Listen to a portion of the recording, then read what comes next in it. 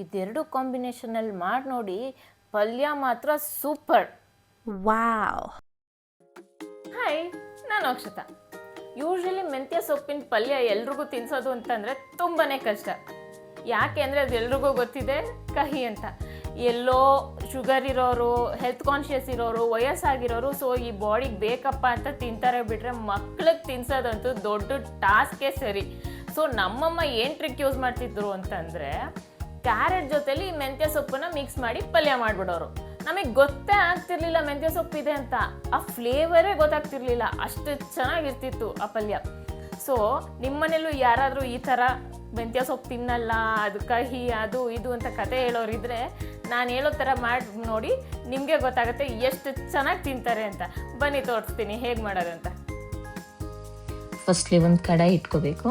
ಅದಾದಮೇಲೆ ಒಂದು 2 table spoon oil, then ಸಾಸಿವೆ, ಅದು ಸ್ವಲ್ಪ ಚಿಟಪಟ ಆದಮೇಲೆ ಉದ್ದಿನಬೇಳೆ ಅಥವಾ ಕಡಲೆಬೇಳೆ ಯಾವುದಾದ್ರೂ ಒಂದು ಹಾಕ್ಕೊಂಡ್ರೆ ಸಾಕು. ನಾನು ಉದ್ದಿನಬೇಳೆ ಹಾಕ್ಕೊಂಡಿದ್ದೀನಿ. ಅದಾದಮೇಲೆ ಆನಿಯನ್ನು ಮತ್ತು ಚಿಲ್ಲಿ ಹಾಕ್ಕೊಳ್ಳಿ. ಆನಿಯನ್ನು ಚೆನ್ನಾಗಿ ಗೋಲ್ಡನ್ ಬ್ರೌನ್ ಆಗೋವರೆಗೂ ಆಯಿಲಲ್ಲಿ ಚೆನ್ನಾಗಿ ಫ್ರೈ ಮಾಡ್ಕೋಬೇಕು. ನೆಕ್ಸ್ಟ್ ಟೊಮ್ಯಾಟೊ, ನಾನು 1 ಫುಲ್ ಟೊಮ್ಯಾಟೊನ ಹಾಕ್ಕೊಂಡಿದ್ದೀನಿ. ಸಾಕು, 1 ಟೊಮ್ಯಾಟೊ ಸಾಕಾಗತ್ತೆ, 2 ಹಾಕ್ಕೋಬೇಡಿ, ತುಂಬ ಹುಳಿ ಆಗುತ್ತೆ. ಹಾಗಾಗಿ 1 ಟೊಮ್ಯಾಟೊ ಸಾಕಾಗತ್ತೆ. ಸ್ವಲ್ಪ ಚೆನ್ನಾಗಿ ಸಾಫ್ಟ್ ಆಗೋವರೆಗೂ ಆಯಿಲಲ್ಲೇ ಚೆನ್ನಾಗಿ ಫ್ರೈ ಮಾಡ್ಕೋಬೇಕು. ಇನ್ ಕೇಸ್ ಸ್ವಲ್ಪ ಗಟ್ಟಿ ಇತ್ತು ಅನ್ಸಿದ್ರೆ ಈ ಥರ ಒಂದು 2 ಮಿನಿಟ್ಸು ಲಿಡ್ ಕ್ಲೋಸ್ ಮಾಡಿ ಇಟ್ಟರೆ ಚೆನ್ನಾಗಿ ಸಾಫ್ಟ್ ಆಗುತ್ತೆ ಟೊಮ್ಯಾಟೊ. ಸೊ ದಟ್ ಸ್ವಲ್ಪ ಟೇಸ್ಟ್ ಚೆನ್ನಾಗಿ ಬರುತ್ತೆ. ಸೊ ಇದೆಲ್ಲ ಫ್ರೈ ಆದಮೇಲೆ ಮೆಂತ್ಯ ಸೊಪ್ಪು, ನಾನು 1 ಕಟ್ಟು ಸೊಪ್ಪನ್ನ ಸೋಸ್ಕೊಂಡು ತೊಳ್ಕೊಂಡು ಹಚ್ಕೊಂಡು ಇಟ್ಕೊಂಡಿದ್ದೀನಿ. ಇಷ್ಟನ್ನು ಹಾಕ್ಕೊಂಡು ಚೆನ್ನಾಗಿ ಫ್ರೈ ಮಾಡ್ಕೋಬೇಕು ಎಗೈನ್ ಆಯಿಲಲ್ಲಿ. ಈ ಸೊಪ್ಪು ಹಾಕಿದ್ಮೇಲೆ ಎಷ್ಟು ಚೆನ್ನಾಗಿ ಪರಿಮಳ ಬರುತ್ತೆ ಅಂತಂದರೆ ತುಂಬ ಚೆನ್ನಾಗಿರುತ್ತೆ ಪರಿಮಳ. ಇದು ಕೂಡ ಅಷ್ಟೇ, ಸ್ವಲ್ಪ ಚೆನ್ನಾಗಿ ಆಯಿಲಲ್ಲಿ ಫ್ರೈ ಮಾಡ್ಕೊಂಡ್ಮೇಲೆ ಒಂದು 2 ಮಿನಿಟ್ಸು ಲಿಡ್ನ ಕ್ಲೋಸ್ ಮಾಡಿ ಇಟ್ಟರೆ ಚೆನ್ನಾಗಿ ಸಾಫ್ಟಾಗಿ ಬರುತ್ತೆ. ಅಷ್ಟು ಸೊಪ್ಪು ಹಾಕಿರ್ತೀವಿ ಅಲ್ವಾ, ಒಂದು 2 ಮಿನಿಟ್ಸ್ ಇಟ್ಟು ಓಪನ್ ಮಾಡಿ ನೋಡಿದ್ರೆ ಎಷ್ಟು ಬಾಡಿರುತ್ತೆ ಸೊಪ್ಪು ಅಂದರೆ, ಅಷ್ಟೊಂದು ಸೊಪ್ಪು ಸೋಸಿದ್ವಿ, ಇಷ್ಟೇನಾ ಆಗಿದ್ದು ಅನ್ನೋ ಫೀಲ್ ಬರುತ್ತೆ. ಅದಕ್ಕೆ ಇದು 1 ಕಟ್ಟು ಸೊಪ್ಪಿದ್ದಾಗ ಇದು ಒಂದು ಟ್ರಿಕ್. ಈ ಕ್ಯಾರೆಟ್ ಜೊತೆ ಮಿಕ್ಸ್ ಮಾಡಿ ಮಾಡಿದ್ರೆ ತುಂಬ ಚೆನ್ನಾಗಿ ಬರುತ್ತೆ ಈ ಪಲ್ಯ. ನನಗೆ ನಮ್ಮಮ್ಮ ಚಿಕ್ಕವಳಿದ್ದಾಗ ಇದೇ ಥರ ಮಾಡಿಕೊಡೋರು. ನನಗೆ ಮೆಂತ್ಯ ಸೊಪ್ಪಿನ ಪಲ್ಯ ಅಂತಂದರೆ ಆಗ್ತಿರ್ಲಿಲ್ಲ, ತಿಂತಿರ್ಲಿಲ್ಲ.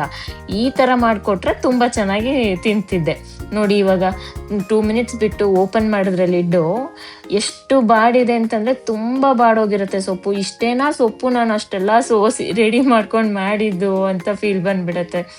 ಸೊ ಸೊಪ್ಪು ಕಮ್ಮಿ ಇದ್ದಾಗ ಈ 2 ಕಾಂಬಿನೇಷನಲ್ಲಿ ಮಾಡಿ ನೋಡಿ. ನೆಕ್ಸ್ಟು ಕ್ಯಾರೆಟ್ ಹಾಕ್ಕೊಳ್ಳಿ. ನಾನು ಒಂದು 5ರಿಂದ 6 ಕ್ಯಾರೆಟ್ನ ತುರಿದಿಟ್ಕೊಂಡಿದ್ದೀನಿ. ಸೊ ಸಾಕಾಗತ್ತೆ, ಒಂದು 5 ಜನಕ್ಕೆ ಆಗತ್ತೆ ಇದು ಪಲ್ಯ. ಸೊ ಇಷ್ಟು ಹಾಕ್ಕೊಂಡು ಮಿಕ್ಸ್ ಮಾಡಿಕೊಂಡು ಸ್ವಲ್ಪ ಉಪ್ಪು ಹಾಕ್ಕೋಬೇಕು. ನೀವು ಪುಡಿ ಉಪ್ಪು ಹಾಕ್ಕೊಳ್ಳಿ, ಕಲ್ಲು ಉಪ್ಪು ಹಾಕ್ಕೊಂಡ್ರೆ ಸ್ವಲ್ಪ ಕರಗೋದು ಕಷ್ಟ.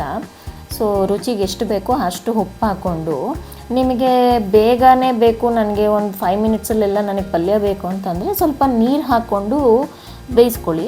ಆವಾಗ ನಿಮಗೆ ಬೇಗ ಸಿಗುತ್ತೆ. ಇಲ್ಲ ನನಗೆ ಟೈಮ್ ಇದೆ ಒಂದು 5 to 10 ಮಿನಿಟ್ಸ್ ಅಂದರೆ ಫುಲ್ಲು ಸ್ಲೋ ಫ್ಲೇಮ್ ಅಂದರೆ ಸಿಮ್ಮಲ್ಲಿ ಇಟ್ಕೊಂಡು ಒಂದು 5 to 10 ಮಿನಿಟ್ಸು ಚೆನ್ನಾಗಿ ಆ ಲಿಡ್ನ ಕ್ಲೋಸ್ ಮಾಡ್ಬಿಟ್ಟು ಬೇಯಿಸ್ಕೊಂಡ್ರೆ ಒಂಥರ ಅದೊಂಥರ ಟೇಸ್ಟು ತುಂಬ ಚೆನ್ನಾಗಿ ಬರುತ್ತೆ. ನಾನು ಅದೇ ಥರನೇ ಮಾಡಿದ್ದು, ಲಿಡ್ನ ಕ್ಲೋಸ್ ಮಾಡಿಬಿಟ್ಟು ಇಟ್ಟಿದ್ದೆ, ನಾನು ವಾಟರ್ ಹಾಕಿರಲಿಲ್ಲ. ಇದು ಒಂಥರ ಟೇಸ್ಟು ತುಂಬ ಚೆನ್ನಾಗಿ ಬರುತ್ತೆ. ಆ್ಯಕ್ಚುಲಿ ಸಿಯೋದಿಲ್ಲ ಕೆಳಗೆ, ಅವಾಗವಾಗ ಕೈ ಆಡಿಸ್ತಾ ಇರಬೇಕು, ಆವಾಗ ಸಿಯಲ್ಲ, ಆವಾಗ ಟೇಸ್ಟ್ ಒಂಥರ ಚೆನ್ನಾಗಿ ಬರುತ್ತೆ. ಲಾಸ್ಟಲ್ಲಿ ಇದು ಗ್ರೇಟೆಡ್ ಕೋಕೋನಟ್ ಒಂದು ಸ್ವಲ್ಪ ಹಾಕ್ಕೊಂಡು ಮಿಕ್ಸ್ ಮಾಡಿಕೊಂಡ್ರೆ it is ready to serve. Actually ತುಂಬ ಪರಿಮಳ ಚೆನ್ನಾಗಿ ಬರುತ್ತೆ ಮೆಂತ್ಯ ಸೊಪ್ಪು ಹಾಕೋದ್ರಿಂದ. ನೀವು ಮಕ್ಕಳು ಮೆಂತ್ಯ ಸೊಪ್ಪು ತಿನ್ನಲ್ಲ, ಕಹಿ ಅಂತಾರೆ ಅನ್ನೋವಾಗ ಈ ಕ್ಯಾರೆಟ್ ಜೊತೆ ಮಿಕ್ಸ್ ಮಾಡಿ ಮಾಡಿದ್ರೆ ತುಂಬ ಚೆನ್ನಾಗಿರುತ್ತೆ. Yes, now it is ready to serve. ಬನ್ನಿ ಟೇಸ್ಟ್ ಮಾಡೋಣ. ಆ್ಯಕ್ಚುಲಿ ತುಂಬ ವೆಯ್ಟ್ ಮಾಡ್ತಿದ್ದೆ ಹೇಗಿದೆ ಅಂತ ಟ್ರೈ ಮಾಡೋಕ್ಕೆ. ತುಂಬ ಟೇಸ್ಟ್ ಅಂತೂ ತುಂಬ ಚೆನ್ನಾಗಿ ಬಂದಿತ್ತು, ನಂಗೆ ತುಂಬ ಇಷ್ಟ ಆಯಿತು. ನೀವು ಕೂಡ ಮಾಡಿ. ಇನ್ನೊಂದು ವಿಡಿಯೋದಲ್ಲಿ ಸಿಗೋಣ.